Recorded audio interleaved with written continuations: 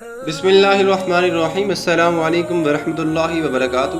محترم سامعین، آپ دیکھ رہے ہیں مستنصر باللہ کی بائیوگرافی ڈاکومنٹری۔ عباسی خلافت کا شمال دنیا کی طویل ترین اور بے حد مضبوط حکومتوں میں ہوتا ہے۔ اس کے 508 سالہ دور کو ہم 4 حصوں میں تقسیم کرتے ہیں۔ پہلا دور دور عروج کہلاتا ہے، جو کہ 132 ہجری سے لے کر 247 ہجری عرصے تک محیط ہے۔ اس عہد کا آغاز ابو العباس صفا سے ہوا اور 10ویں عباسی خلیفہ متوکل علی اللہ پر اس کا اختتام ہوا۔ اس دور میں مسلمانوں نے شاندار ترقی کی اور اسلامی حکومت کے پرچم اقصی سے لے کر سرزمین سندھ تک اور چین سے سواحل یمن تک لہرانے لگے۔ سن 247 ہجری سے لے کر 861 عیسوی تک عباسی عہد کے دوسرے حصے کا آغاز ہوا، جو کہ تقریباً 48 سال جاری رہا۔ اس دور میں متعدد نیم خود مختار حکومتیں قائم ہو گئیں، جن میں جنوبی ایران کے صفاری، شمالی ایران کی دولت علویہ، مصر کی دولت طولونیہ، شام کے آل حمدان، ترکوں کی دولت اخشیدیہ، ان جیسی چھوٹی چھوٹی حکومتوں کے ساتھ ساتھ ایران ہی کی دولت سامانیہ اور ایران و عراق کی بنی بویہ اور مصر کی دولت فاطمیہ جیسی بڑی حکومتیں بھی شامل تھیں۔ لیکن محترم سامعین، خاص بات یہ بھی ہے کہ یہ تمام حکومتیں عباسی خلیفہ کی سیادت کو تسلیم کرتی تھیں اور عباسی خلیفہ کا خطبہ ان تمام ریاستوں میں پڑھا بھی جاتا تھا۔ 297 ہجری سے لے کر 909 عیسوی میں مصر پر فاطمیوں کا تسلط قائم ہو گیا تھا اور 946 عیسوی میں بنی بویہ نے ایران پر قبضہ کر لیا۔ یہ عباسی خلافت کے دور کا تیسرا دور تھا۔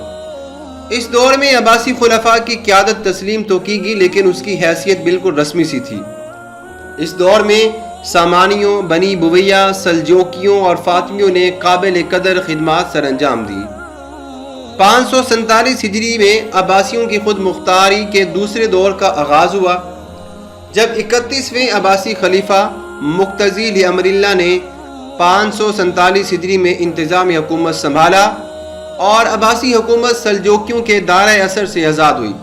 اس کے بعد گویا کہ خوارزم کی حکومت، مصر و شام کی زنگی اور ایوبی حکومت اور ہرات کی غوری حکومت نے نمایاں مقام حاصل کر لیا، لیکن عباسیوں نے پھر بھی اسے سنبھلنے کا موقع نہ دیا اور خود ہی ملک و دارالحکومت کو سنبھال لیا۔ محترم سامعین، یہی عباسیوں کی دور حکومت کا آخری حصہ ہے، جو کہ 547 ہجری سے لے کر 665 ہجری تک ہلاکو خان کے ہاتھوں بغداد کی تباہی کے عرصے تک محیط ہے۔ آخری دور کے عباسی خلفاء کی تعداد بھی 7 ہے۔ ان میں بڑے لائق اور اہل خلیفہ گزرے۔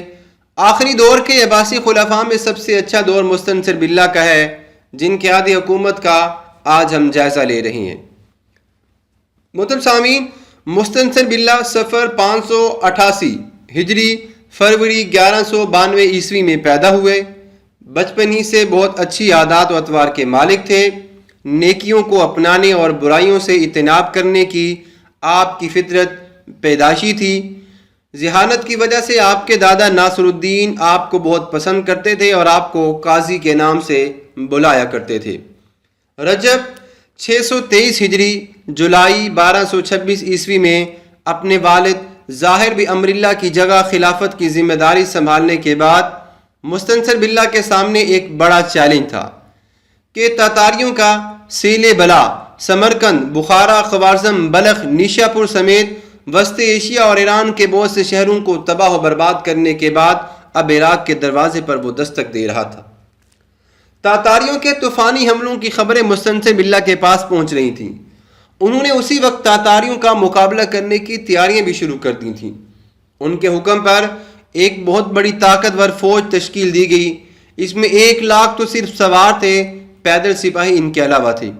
علامہ سیوطی رحمۃ اللہ علیہ کے مطابق مستنصر باللہ نے تاتاریوں کے مقابلے میں اتنی بڑی فوج تیار کی تھی کہ ان کے پیش رووں میں سے کسی کے پاس بھی اتنی بڑی فوج نہ تھی۔ اتنی مضبوط فوج تیار کرنے کا نتیجہ یہ نکلا کہ مسلمانوں کی فوجی طاقت، لڑنے کی اہلیت اور دفاع کی صلاحیت کی دور دور تک دھاک بیٹھ گئی، اور تاتاری جو لوٹ مار کرتے ہوئے عراق کی سرحد کے قریب پہنچ چکے تھے، عراق میں داخل ہونے کی جرت نہ کر سکے۔ علامہ سیوطی رحمۃ اللہ علیہ کی ایک اور روایت کے مطابق تاتاریوں نے عباسیوں کے علاقے پر حملہ کیا تھا اور مستنصر باللہ کی فوج نے اسے شکست دی تھی۔ دائرہ معارف اسلامیہ نے بھی اس بات کی تصدیق کی ہے کہ 624 ہجری میں چنگیز خان کے مرنے کے بعد اس کے بیٹوں نے تاتاری مہم کو جاری رکھا، اور جب 635 ہجری میں تاتاریوں نے عباسی مملکت پر حملہ کیا تو خلیفہ مستنصر باللہ کی فوج نے تاتاریوں کو ہرزیمت پر اٹھانے پر مجبور کر دیا۔ محترم سامعین، اس کے بعد آگے کیا ہوا انشاءاللہ آپ کو اگلی ویڈیو میں بتاتے ہیں۔ اپنا بہت سارا خیال رکھیے گا۔ اللہ حافظ۔